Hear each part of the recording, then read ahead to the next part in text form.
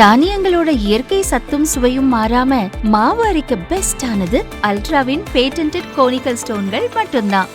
Ultra என்றால் ஆரோக்கியம். ஒரு மகிழ்ச்சியான செய்தி. இதயம் நல்லெண்ணெயின் விலை லிட்டருக்கு ரூபாய் 105 குறைஞ்சிருக்கு.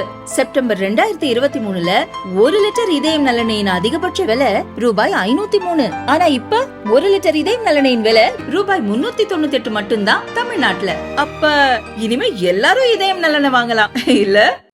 மத்திய திட்டக்குழு கலைக்கப்பட்டு அதற்கு பதிலாக 2015ஆம் ஆண்டு நிதி ஆயோக் என்ற அமைப்பு உருவாக்கப்பட்டது. அதன் தலைவராக பிரதமர் நரேந்திர மோடி உள்ளார். மத்திய பட்ஜெட் தாக்கலுக்கு பின் ஒவ்வொரு ஆண்டும் நிதி ஆயோக் ஆலோசனை கூட்டம் நடப்பது வழக்கம். இதில் அனைத்து மாநில முதல்வர்களும் பங்கேற்க அழைப்பு அனுப்பப்படும். மாநில திட்டங்களுக்கு தேவையான நிதி ஒதுக்கீடு குறித்து இந்த கூட்டத்தில் முதல்வர்கள் எடுத்துரைப்பர். கடந்த ஆண்டு ஜூலையில் டெல்லியில் இந்த கூட்டம் நடத்தப்பட்டது. ஆனால் மத்திய பட்ஜெட்டில் ஆந்திரா, பீகார் ஆகிய மாநிலங்களை தவிர வேறு மாநிலங்களுக்கு நிதி ஒதுக்கவில்லை என்று குற்றம் சாட்டி தமிழக முதல்வர் ஸ்டாலின் மற்றும் கர்நாடகா, தெலுங்கானா, இமாச்சல பிரதேசம், கேரளா, பஞ்சாப் ஆகிய மாநிலங்கள், டெல்லி, புதுச்சேரி யூனியன் பிரதேசங்களின் முதல்வர்கள் அந்த நிதி ஆயோக் கூட்டத்தில் பங்கேற்கவில்லை. மேற்கு வங்காளத்தின் முதல்வர் மம்தா பானர்ஜி மட்டும் அந்த கூட்டத்தில் கலந்து கொண்டு பேசினார்.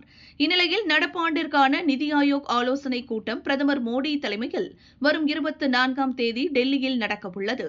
இதில் பங்கேற்க முதல்வர் ஸ்டாலின் டெல்லி செல்கிறார். அப்போது பிரதமரை சந்தித்து பேசவும் திட்டமிட்டுள்ளார்.